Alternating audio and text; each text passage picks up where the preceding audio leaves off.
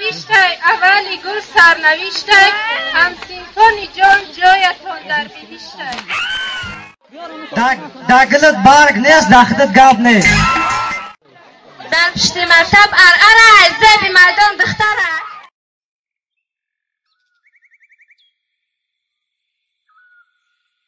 آیا گلبزم در شریعت اسلامی اجازت است؟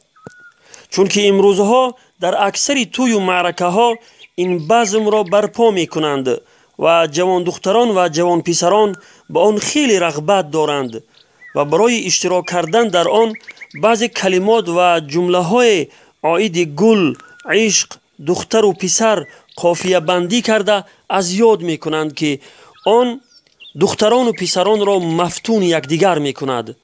آنها به گفت خودشان خرسندی می کنند.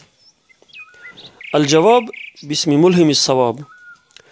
برادران و خواهران عزیز، همه ما و شما می دانیم که گلبزم چه محفل و بزمی است. در آیات و احادیث گوهربار پیامبر خدا صلی الله علیه و سلم صراحتاً حکم گلبزم آمده است، چون که در آن زمان گلبزم وجود نداشت، ولی در آنجا بعضی کارهای انجام می شود که مخالف چند حکم پروردگار است که الان چند تای آن را برای شما بیان خواهیم کرد. البته خرسندی کردن برای انسان اجازت است، ولی نباید انسان خرسندی گفته کاری را انجام دهد که مخالف حکم پروردگار باشد. خرسندی واقعی آن است که یک لحظه انسان به گناه و نافرمانی پروردگار بگذرد.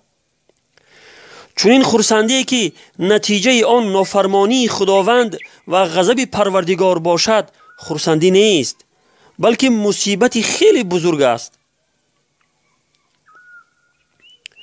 یکم آیتی که در این محفل این برادران و خواهران ما مخالفت میکنند این است که خداوند متعال در آیه 30 و 31 سوره احزاب هم برای مردان و هم برای زنان حکم کرده است که چشمهایشان را از دیدن چیزهایی که برایشان منع شده است فرو نشانند، یعنی نگاه نکنند.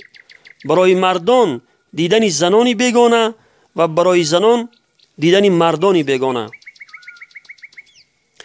خواهر عزیز، در این آیت خداوند مردان و زنان را از دیدن یکدیگر در حالی که لباس پوشیده اند و حجاب را رعایت می کنند منع می کند.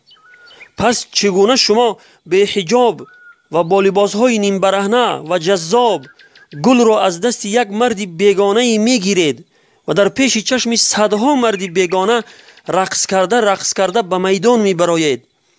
بلندگویک را می گیرید و در حضور صدها مرد بیگانه صدا بلند می کنید. جوان پسران هم چنین می کنند. پس ای برادر و خواهر عزیز، آیا این اطاعت پروردگار است یا اطاعت شیطان؟ آیا این کار شما مخالف حکم پروردگارتان نیست؟ پناه به خداوند از این گونه بی‌حیایی. دوم مخالفتی که با قرآن انجام میگیرد در این گونه گلبزم ها این است که خداوند در آیه 32 سوره احزاب به زنان حکم میکند که وقتی با ضرورت اگر با مردان سخن گویند، مثلا کسی دری خانه را کوبد و مرد در خانه نباشد، یا در صورت نبودنی مرد وقتی از بازار چیزی را میخرد، در این صورت نباید با مردی بیگانه نرم سخن گوید. ولی شما وقتی به میدان برآمده در حضور صدها مردی بیگانه بلندگویک را میگیرید و با آواز جذاب خود سخنان مفتون کننده میگویید که صدها مردی بیگانه قرسک زده غوغا میبردارند، آیا این اطاعت پروردگار است یا اطاعت از شیطان؟ حالا هم گناه بودن این کار ناروای خود را حس نمی کنید شما؟ برادران و خواهران عزیز، برای حرام و ناجایز بودن گلبزم آیات و احادیث بیشمار وجود دارد، ولی همین قدر که گفتیم برای انسان عاقل و کسی که به خدا و روز حساب باوری دارد کفایت است. در آخر همین حدیث را برای شما گفتنی هستم که پیامبر خدا صلی الله علیه و سلم فرموده اند.